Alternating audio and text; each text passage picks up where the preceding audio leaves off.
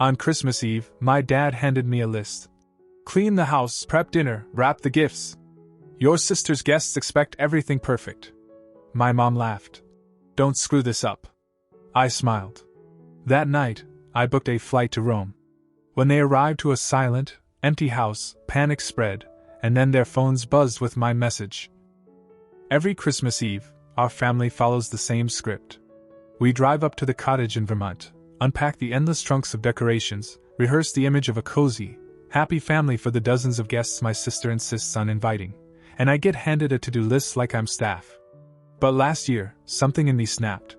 It started with the list. My dad handed it to me like it was some sacred family tradition. Clean the house. Prep dinner. Wrap the gifts. Your sister's guests expect everything perfect. My mom glanced over and actually laughed. Don't screw this up. I smiled. Not because it was funny, but because I'd already made up my mind. I don't know when exactly it started feeling like I was a live-in assistant instead of a son. Maybe it was the year after I graduated and they guilted me into staying home to help the family.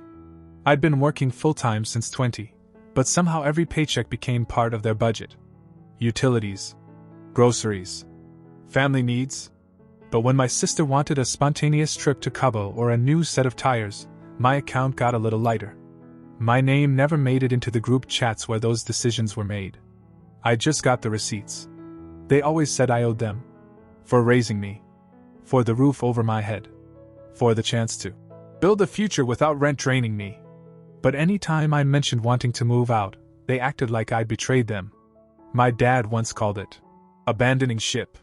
My mom said I was being selfish. And my sister, who had never paid for anything herself, claimed I was just trying to look important. So I played along. Right up until that list hit my hand. I told them I'd be heading up to the cottage a day early to get things ready. They barely looked up from their phones. Fine. Whatever. I booked my flight that night. One way to Rome. I'd always wanted to go. A friend of mine had moved there the year before and kept telling me to visit. I'd saved up slowly, quietly. Selling off stuff on the side, taking extra hours at work without telling anyone. I had just enough to make it work for 2 weeks.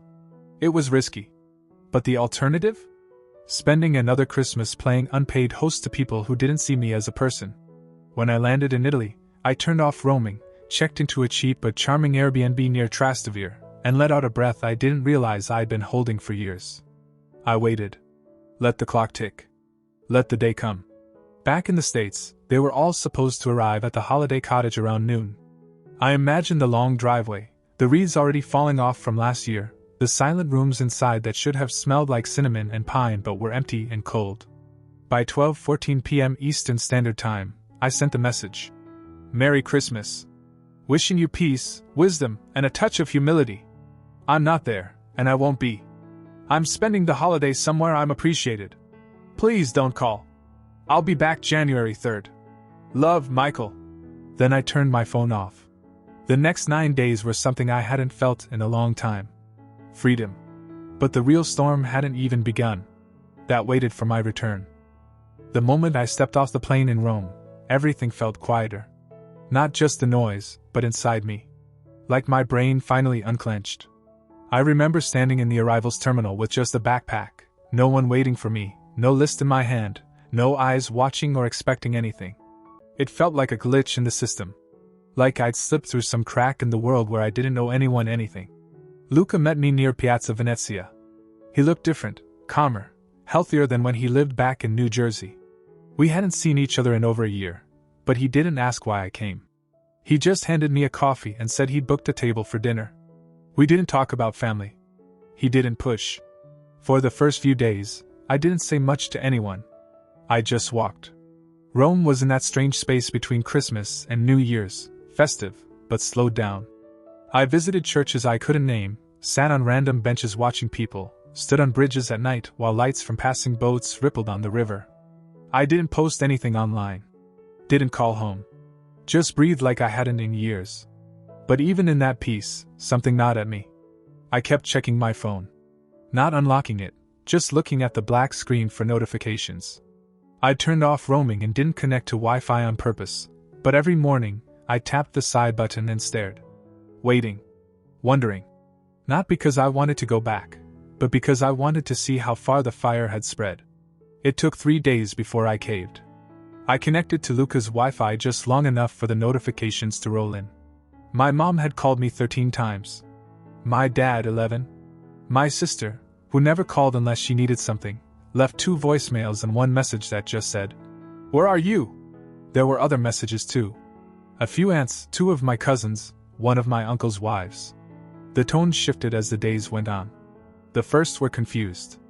Then came guilt. Then anger. Full sentences turned to short, sharp words. Accusations. Sarcasm. Demands. My dad wrote, "You better have a damn good explanation." My mom, "Everyone's asking where you are. This is humiliating." My sister, "If I have to deal with this mess alone, I swear." But the one that stood out was a photo my mom sent. The cottage. Taken at night. Completely dark. No lights, no decorations, nothing. Just the shell of what they'd expected. No firewood stacked. No presents laid out. No dinner on the table. Just nothing.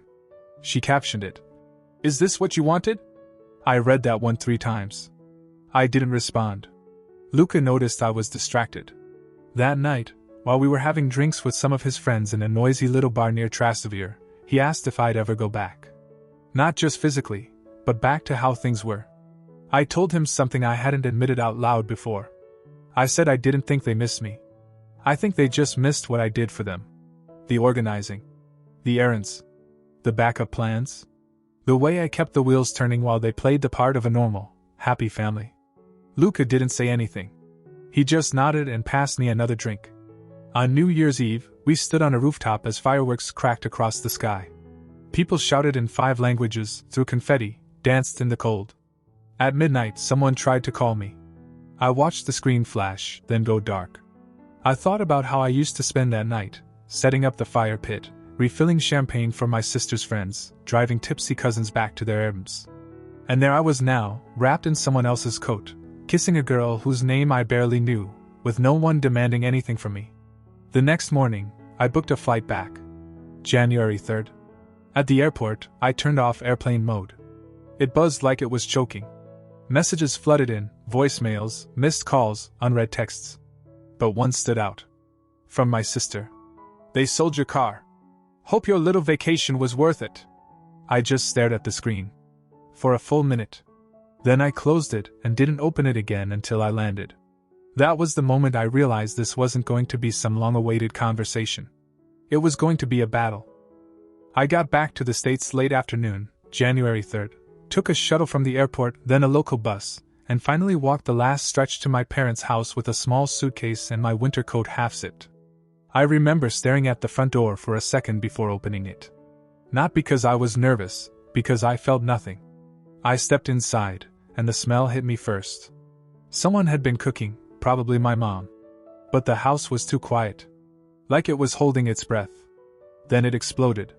My mom came out of the kitchen first. She didn't say hi. She didn't even ask how the flight was. Just one long, sharp shout of my name that echoed through the house like I'd broken in. My dad followed behind her with this look, like he was deciding whether to lecture me or throw me out. He didn't have to say anything. I knew what room they wanted me in. I sat down in the living room and waited. My sister came downstairs last, wearing pajamas and an old hoodie like she'd been camped out in that house since Christmas Eve. She looked tired, annoyed, and ready to pick a fight. Then the yelling started. All of them at once. Questions they didn't really want answers to. Where the hell were you? Do you think this is a game? You embarrassed us. Do you know how many people asked where you were? You ruined everything. We had to clean. We had to host. Your sister had to make dinner herself. You put all the pressure on us. How could you be so selfish? I didn't say anything for the first few minutes. I just let them spill it all. Let them turn the absence of me into the worst thing that had ever happened to them. Then I told them that I had gone to Rome. That I'd used my own money. That I spent Christmas surrounded by people who didn't treat me like a servant. That I didn't owe them an explanation for taking time for myself. That for years, I'd been paying bills I never agreed to, covering debts that weren't mine, and getting nothing but guilt and obligation in return. I told them they didn't notice when I was here, they only noticed when I finally stopped saying yes. My mom told me I was being dramatic. My dad said I was acting like a teenager.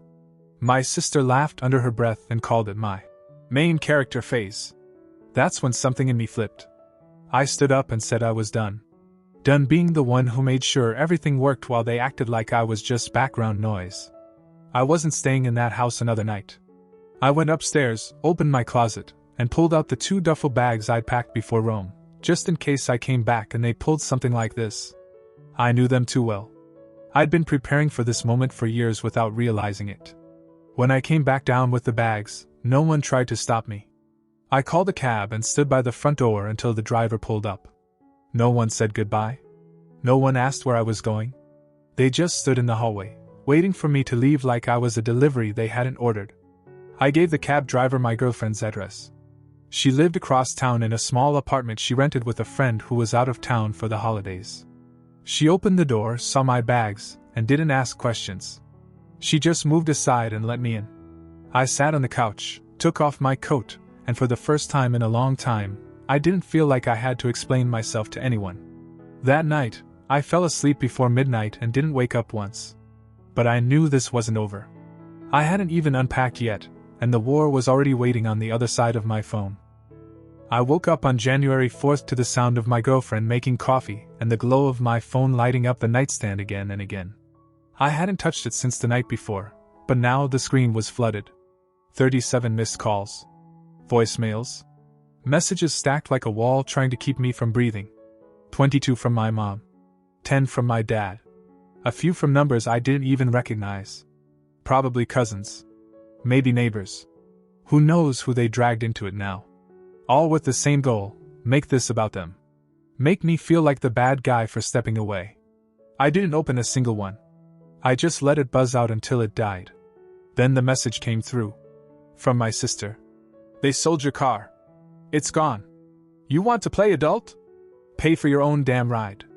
That one I read twice. I laughed, not because it was funny, but because I realized something right then. They weren't trying to understand why I left. They didn't care. They were trying to punish me. I still didn't believe it at first. The car was mine. I paid for it in full 2 summers ago. I kept it spotless, kept it registered in my name. The title was in my drawer at home, locked. But then I remembered, that drawer had a cheap key they duplicated years ago without telling me. My room wasn't mine. My things weren't safe. I made a quick call to the dealership where I bought the car, pretending to be someone helping with paperwork. The guy on the phone pulled it up casually. Yep, sold December 29th. In-person sale. Cash. Signed by my father. My hands went cold. Not from shock, there wasn't any left in me by then, but from clarity. They didn't even hesitate. My absence threatened their comfort, so they lashed out the only way they knew how, financially. Because that was always the language in our house. Power wasn't love or respect, it was control over money, over movement, over choices. I didn't call them. I didn't even yell. I went to my girlfriend's tiny kitchen, poured a glass of tap water, and sat there staring at the wall. She kept asking if I wanted to go after them legally. Call the cops. Take back what was mine. But I couldn't do it. Not because I was afraid, but because I already knew how that would go. They'd cry. My mom would twist it into betrayal. My dad would say I was tearing the family apart. My sister would say I was ruining her reputation. And somehow, I'd still end up the villain. So instead, I did something quiet. Permanent. I changed the password to my bank account. Moved every cent into a credit union they didn't know about. Closed the joint card they had access to. Cancelled my old phone plan. Created a new email. Archived every message they'd ever sent. Blocked them all. Then I sat there for 10 minutes with my hands folded, not moving, not thinking, just existing without them in my head. Later that day, I started searching for apartments. Not maybe someday apartments. Real ones. Studios. 1-bedrooms. Anything with a door I could lock and never have to explain myself behind again. By dinner, I had 3 tours booked. And that night, one final email got through. From my mom. You've made your little point. Now come home before this becomes something you regret. I didn't answer. I read it once. Then I deleted it. Because for the first time in 25 years, I wasn't afraid of regretting anything. 2 days later, I stood outside a tiny third-floor walk-up with beige walls and floors that creaked. The air smelled like paint and dust, and the windows rattled if you tapped them too hard. The place was nothing special. But it was mine. I signed the lease that afternoon, paid the deposit with the money they didn't know I had, and told the landlord I'd be moving in by the end of the week. He handed me the keys. I held them in my palm for a while like they might disappear. That night I didn't sleep. Not because I was nervous.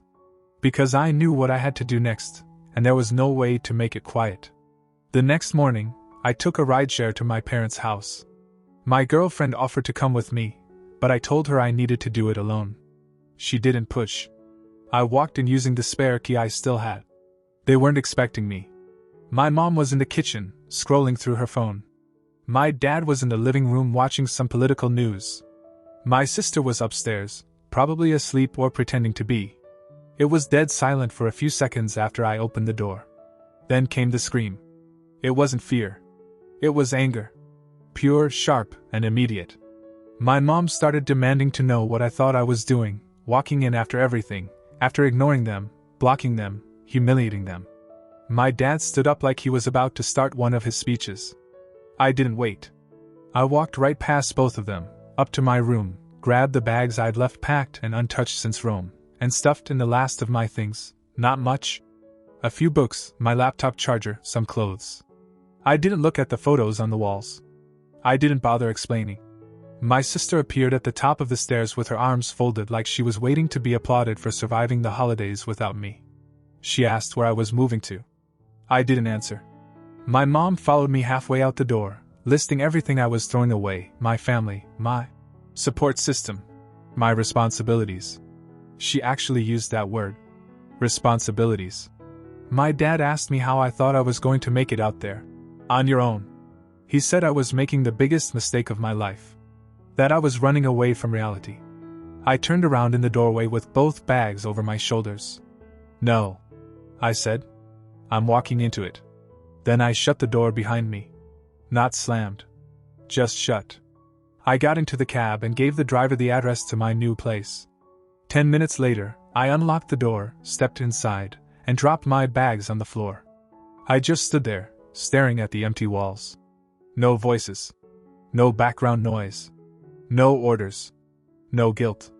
Later that evening, my girlfriend came over with groceries and a folding chair. We ate on the floor. She didn't say, "I'm proud of you." She didn't need to. The silence said enough. That night, for the first time in my life, I slept in a space that felt like it belonged to me. No one knew where I was. And that was the best part. It's strange how quiet can feel like a gift. The first few nights in my new apartment, I didn't turn on the TV or music. I just listened to the stillness. No footsteps outside my door. No yelling downstairs. No one calling my name because someone couldn't figure out how the Wi-Fi worked or because they didn't feel like going to the store. It was just me. A mattress on the floor, 2 folding chairs, a cheap table, and a tiny kitchen that actually stayed clean. I remember standing in the middle of the room my first morning there, drinking coffee I made for myself with a coffee maker I paid for, and thinking, I can breathe here. I didn't tell anyone in my family where I was. Not because I wanted to punish them, but because I needed to know what life felt like when I wasn't constantly being monitored, guilted, or used. No one deserved access to this new part of me until I decided they earned it. I blocked every number. Every email. Even changed my bank account entirely. New institution, new logins, new everything. Just cutting the last cords. I knew they'd try to worm their way back in once the dust settled, but I made it impossible. There wasn't a crack for them to slip through. My girlfriend started coming over more often. We cooked together in that tiny kitchen. Sometimes we sat on the floor and ate noodles straight from the pot because I didn't have real plates yet. She never judged me. Never once acted like this place wasn't enough. And for once, I could let her in. Fully. Not just as someone I saw after sneaking around my family's expectations, but as part of my real life. One night, I asked her if she thought my parents would ever try to show up. She said, "Maybe. But they won't find you." And she was right. The truth is, they never really saw me. Not when I lived there. Not when I worked 2 jobs to pay bills they called family contributions. Not when I stayed behind while my friends moved out and built lives, just so my sister didn't have to worry about the guest bathroom being cleaned before her friends came over. Not once. So I stopped letting them. I started over. I got used to the quiet. I built a routine. I paid rent. I set my own rules. I met neighbors. I hosted friends. I kept things small, peaceful. Some nights I stayed up late just because I could. I'd walk barefoot across the cold floor at 2 a.m., eat cereal, and watch the lights outside blink through the blinds, and every time, I'd smile. I still had bad days. Still missed the idea of what a family should be. But I didn't miss them. The calls eventually stopped. No new numbers. No emails. Just silence. And that silence? It became peace. Now, a few months in, I look around this small apartment and realize I have everything I need. Not because it's perfect, but because it's mine. My space. My decisions. My life. I'm not the same person who cleaned the house while everyone else sat around pretending Christmas just magically happened. I'm not the guy who handed over his paycheck for the sake of gratitude.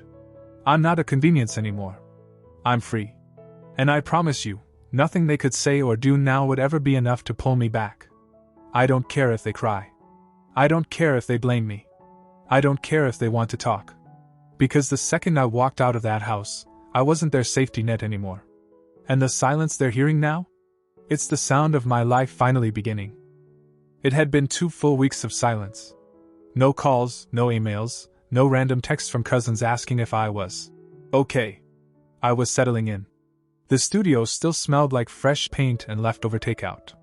I'd bought a real bed frame, some thrifted furniture, and even a rug that didn't match anything else, but it made the place feel warm. For the first time in my life, peace felt like my default. I started sleeping deeper. My girlfriend could come over whenever. I was working, paying bills, actually living. The noise had finally faded. Then one Friday morning, something broke through. I was at work, finishing up a project when my phone buzzed, unknown number. Normally, I wouldn't answer, but I had a delivery coming that day, so I picked up. It wasn't a delivery. It was a lawyer. He introduced himself and said my name. I froze for a second. He asked if I had a few minutes to talk about a family-related financial issue. I told him I didn't owe anyone money. That's when he said it. I've been asked to reach out regarding an informal family loan arrangement from the past 5 years. I asked him what the hell he was talking about. He said my parents were claiming I had an outstanding obligation to them. That they had provided housing, transportation, and financial assistance since I turned 18, and they were now looking to formalize the repayment. I laughed. I actually laughed out loud in the middle of my office. He paused, then asked if I'd be open to a settlement discussion to avoid escalation. I told him there was nothing to settle. That they were grasping. That if they wanted to try to sue their own son for rent I never agreed to and money they took from me voluntarily, they were welcome to try. I hung up. I didn't hear from the lawyer again, but that night, my blocked inbox lit up. A new email account, obviously my mom's. The tone was bitter. Dramatic. Pages long. She said I had forced them to take this route. That they hated doing this but couldn't let me walk away from my responsibilities like a child. She said they were entitled to compensation for everything they'd done to give me a good life. She even included a rough calculation. Rent, groceries, emotional damage, and the kicker, interest. They wanted over $47,000. I sat there staring at the screen, not angry, not afraid, just stunned. They really thought this would scare me back into submission. They really thought they still had power over me. I didn't respond. I forwarded the email to a friend of mine who works in legal and asked if I needed to worry. He laughed even harder than I did. No contract. No written agreement. No case. Just another manipulation tactic. A threat with no teeth. A few days later, my girlfriend came over with champagne and 2 paper cups. "You're free now," she said. And I was. Not just physically, but legally, emotionally, mentally. They had fired their last shot, and it had missed by a mile. And now, I saw it for what it was. A sad, desperate attempt to claw back a son they never knew how to treat. Let them try whatever they want. I'm done playing their game.